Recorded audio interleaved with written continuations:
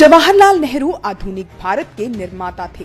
ये कहना गलत नहीं होगा कि उन्होंने अपने आचरण से आजादी के बाद लोकतंत्र को सींचा था और एक लोकतांत्रिक भारत की नींव डाली थी।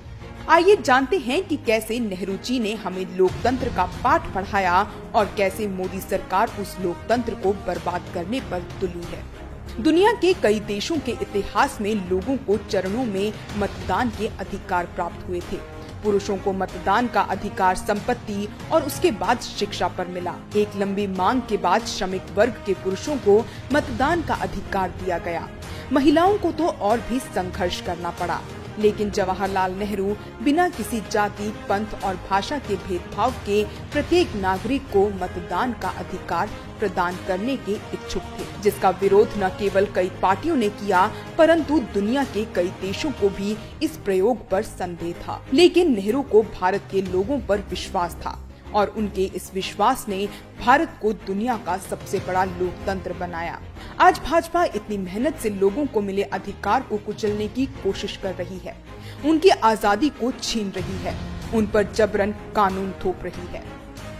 आजाद भारत की पहली कैबिनेट जो नेहरू के नेतृत्व में बनी, इसमें विभिन्न धर्मों और जातियों के लोग थे और सबसे महत्वपूर्ण बात, इसमें कई ऐसे व्यक्ति थे जो कांग्रेस पार्टी के आलोचक रह चुके थे। नेहरू ने ये दर्शाया कि स्वतंत्रता पूरे देश के लिए आई है, न कि सिर्फ केवल कांग्रेस पार्टी के लिए। जवाहरलाल नेहरू कितने लोकतांत्रिक थे, ये उस कैबिनेट से झलकता है। उस वक्त सभी अहम फैसलों पर चर्चा होती थी और सभी प्रस्ताव आम सहमति से पारित होते थे। स्वतंत्र भारत का पहला मंत्रिमंडल सामाजिक दृष्टिकोण से भी भारत की खूबसूरत तस्वीर प्रस्तुत करता है।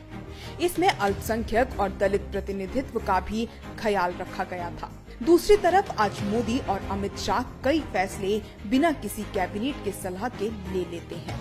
जवाहरलाल नेहरू पार्लियामेंट के अधिकांश सत्रों में भाग लेते थे और वे विपक्ष को प्रोत्साहित भी करते थे और उनकी आलोचनाओं को धैर्यपूर्वक सुनते थे। उनकी अपनी पार्टी के सदस्य भी खुलकर उनकी आलोचना कर सकते थे। लोकतांत्रिक भावना में गिरावट का कारण ये भी है कि हमारी वर्तमान सरकार ने पार्लियामेंट को राजनीतिक अखाड़ा बना लिया है।